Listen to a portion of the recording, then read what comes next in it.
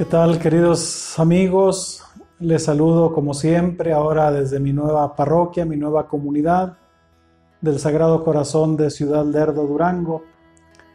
Ha sido una nueva experiencia después de este tiempo de haber servido en la catedral de nuestra diócesis a lo largo de 13 años, 6 meses, 6 días. Y bueno, pues ahora la Iglesia, por medio del obispo, me pide este nuevo ministerio de acompañar esta comunidad tan bonita de Ciudad Lerdo, Durango. El patrono de esta comunidad, pues es el Sagrado Corazón de Jesús. He confiado mi ministerio a ese corazón hermoso de Jesús. Por supuesto, a nuestra Madre Santísima, la Virgen María, bajo esta advocación de la Virgen de Guadalupe. Estamos viendo ya el Nuevo Testamento. En la cápsula anterior hicimos un recorrido sobre el contexto histórico en que Jesús nació, cuál era el contexto político, económico, cultural, religioso. Y veíamos que pues Jesús en primer lugar es una persona que nace en un contexto histórico. Esto es lo primero que hay que resaltar cuando San Juan en el prólogo capítulo 1 versículo 14 dice que el Verbo de Dios se hizo carne. Es precisamente para indicarnos que Jesús tiene un comienzo en la historia, en su carne, en su cuerpo. Obviamente que Jesús no es creado, Jesús es engendrado, como lo decimos en el credo. Jesús existe desde toda la eternidad en la Santísima Trinidad, pero sí llega un tiempo en que ese Dios se hace uno de nosotros, se hace carne, se hace el Emmanuel, el Dios en medio de nosotros. Y nace en este contexto histórico del cual hablábamos, bajo el reinado de Herodes el Grande, un personaje que no era judío, se casa con una judía y se gana la simpatía del pueblo, pues en primer lugar remozando el templo con mucho oro, un gran constructor, sobre todo hizo un acueducto con kilómetros y kilómetros para traer el agua hasta Jerusalén.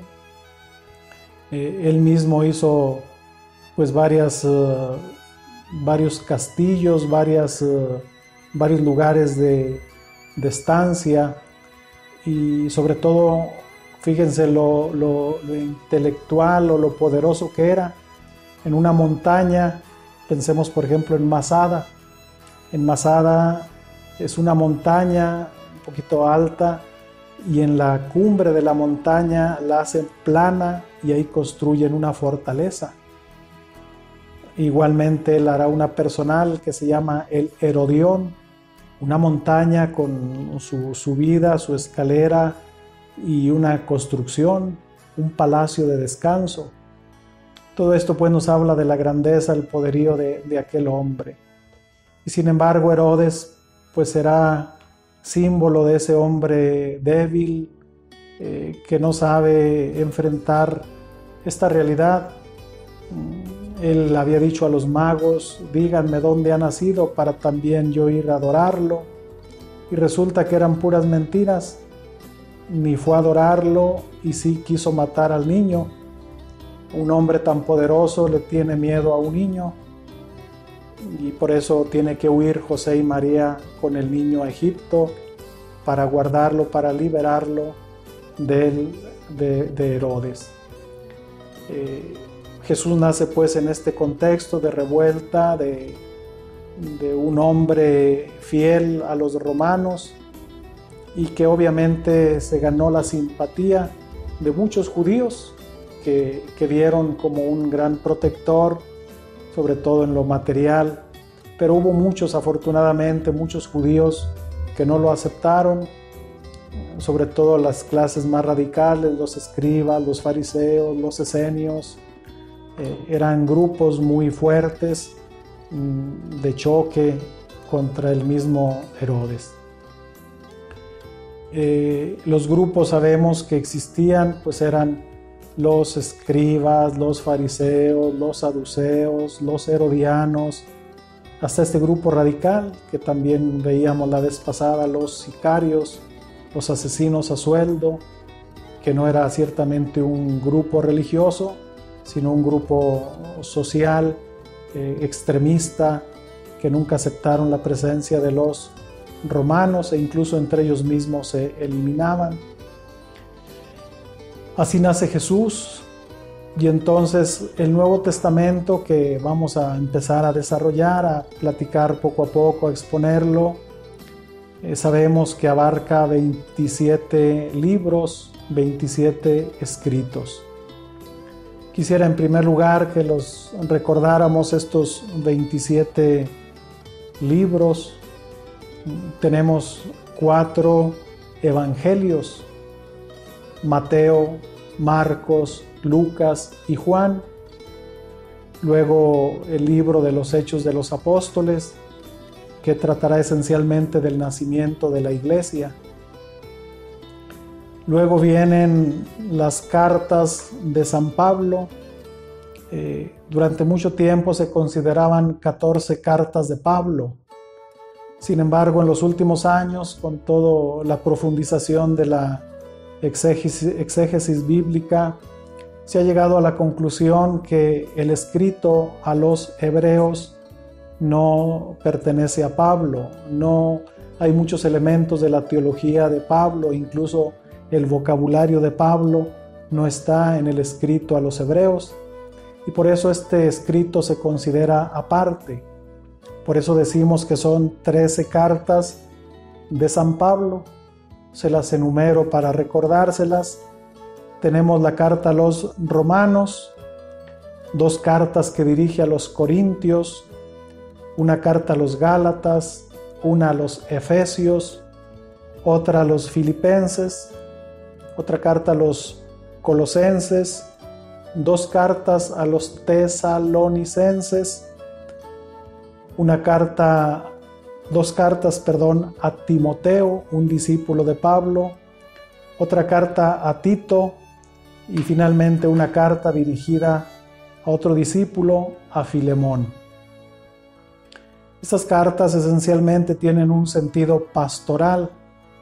En ellas Pablo expone en una primera parte siempre la doctrina y en una segunda parte tiene una aplicación práctica.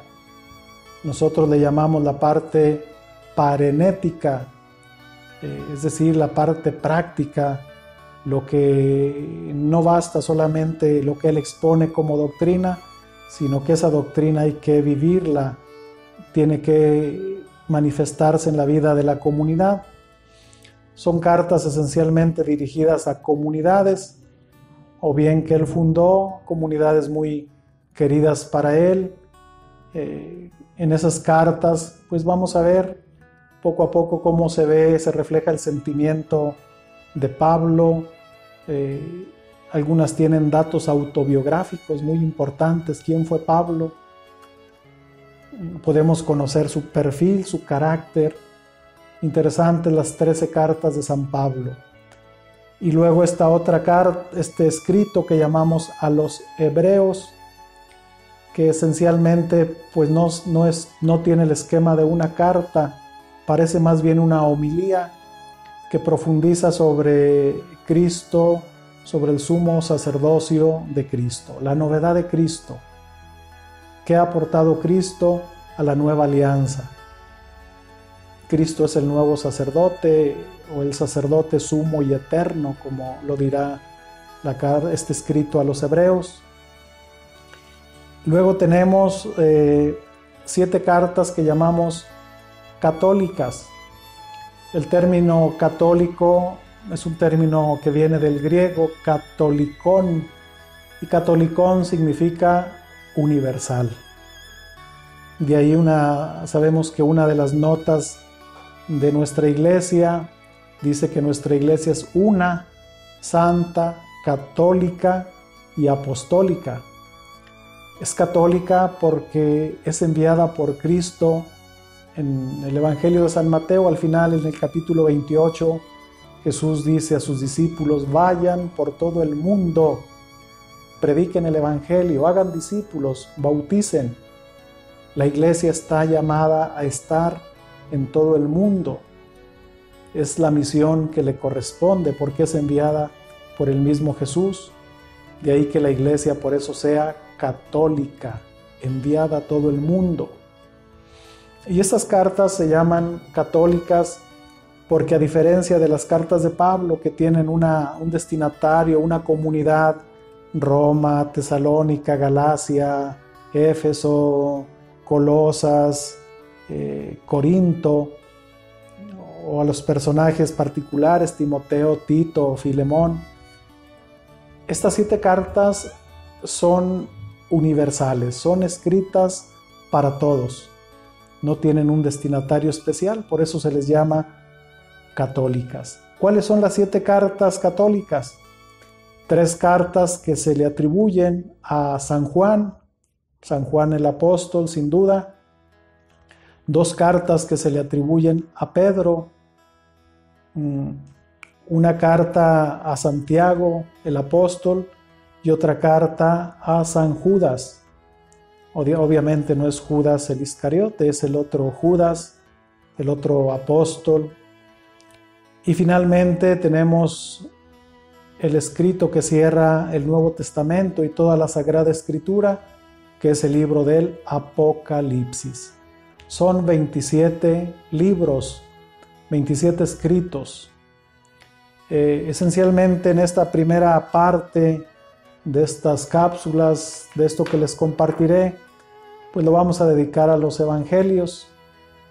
Que los evangelios, pues más que ser 4 evangelios, podríamos decir es un solo evangelio, pero narrado desde 4 puntos de vista diferentes.